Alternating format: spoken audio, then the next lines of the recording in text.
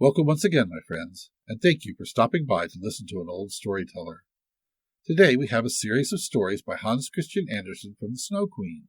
The seventh and final story is called What Took Place in the Palace of the Snow Queen and What Happened Afterward. The walls of the palace were of driving snow, and the windows and doors of cutting winds. There were more than 100 halls there, according as the snow was driven by the winds. The largest was many miles in extent. All were lighted up by the powerful aurora borealis, and all were so large, so empty, so icy cold, and so resplendent. Mirth never reigned there. There was never even a little bear ball with a storm of music, while the polar bears went on their hind legs and showed off their steps. Never a little tea party with white young lady foxes. Vast, cold, and empty were the halls of the Snow Queen. The northern lights shone with such precision that one could tell exactly when they were at their highest or lowest degree of brightness. In the middle of the empty, endless hall of snow was a frozen lake. It was cracked in 1,000 pieces, but each piece was so like the other that it seemed the work of a cunning artificer. In the middle of this lake sat the Snow Queen when she was at home, and then she said she was sitting in the mirror of understanding, and that this was the only one and the best thing in the world. Little Kay was quite blue, yes, nearly black with cold, but he did not observe it, for she had kissed away all feeling of cold from his body, and his heart was a lump of ice. He was dragging along some pointed flat pieces of ice, which he had laid together in all possible ways, for he wanted to make something with them. Just as we have little flat pieces of wood to make geometrical figures with, called the Chinese puzzle, Kay made all sorts of figures, the most complicated, for it was an ice puzzle for the understanding. In his eyes the figures were extraordinarily beautiful, and of the utmost importance, for the bit of glass which was in his eye caused this.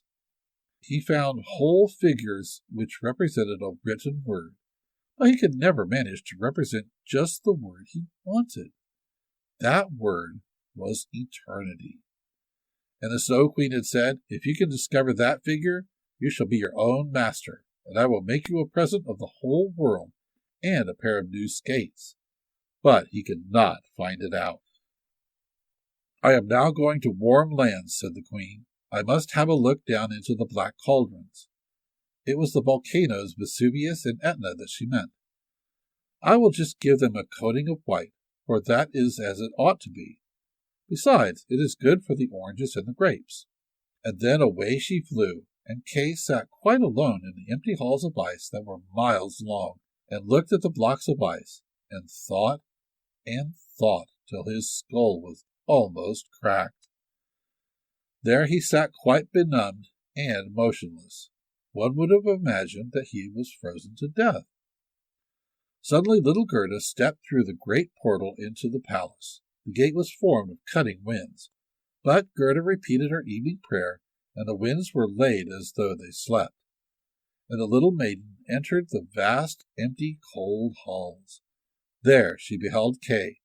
She recognized him, flew to embrace him, and cried out, her arms firmly holding him the while, "Kay! Sweet little Kay! Have I then found you at last?" But he sat quite still, benumbed and cold. Then little Gerda shed burning tears, and they fell onto his bosom. They penetrated to his heart. They thawed the lumps of ice and consumed the splinters of the looking-glass.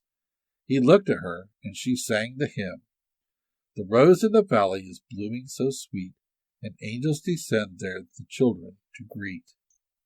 Hereupon Kay burst into tears. He wept so much that the splinter rolled out of his eye, and he recognized her, and shouted, "Gerda, sweet little Gerda, where have you been so long, and where have I been?" He looked round him. "How cold it is here," said he. "How empty and cold!" And he held fast by Gerda, who laughed and wept for joy. It was so beautiful that even the blocks of ice danced about for joy. And when they were tired and laid themselves down, They formed exactly the letters which the Snow Queen had told him to find out. So now he was his own master, and he would have the whole world and a pair of new skates into the bargain. Gerda kissed his cheeks, and they grew quite blooming. She kissed his eyes, and they shone like her own. She kissed his hands and feet, and he was again well and merry. The Snow Queen might come back as soon as she liked. There stood his discharge written in resplendent masses of ice. They took each other by the hand, and, wandering forth out of the large hall, they talked of their old grandmother and of the roses upon the roof. And wherever they went, the wind ceased raging, and the sun burst forth. And when they reached the bush with the red berries, they found the reindeer waiting for them. He had brought another, a young one, with him, whose udder was filled with milk, which he gave to the little ones, and kissed their lips. They then carried Kay and Gerda first to the Finland woman, where they warmed themselves in the warm room, and learned what they were to do on their journey home. And they went to the Lapland woman, who made some new clothes for them and repaired their sledges. The reindeer and the young hind leaped along beside them, and accompanied them to the boundary of the country. Here the first vegetation peeped forth. Here Kay and Gerda took leave of the Lapland woman. "Farewell, farewell," they all said, and the first green buds appeared. The first little birds began to chirrup, and out of the woods came, riding on a magnificent horse which Gerda knew, it was one of the leaders in the golden carriage, a young damsel with a bright red cap on her head and armed with pistols.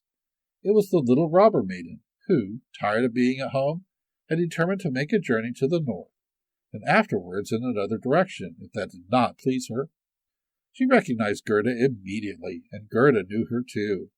It was a joyful meeting. "You are a fine fellow for tramping about," she said to little Kay.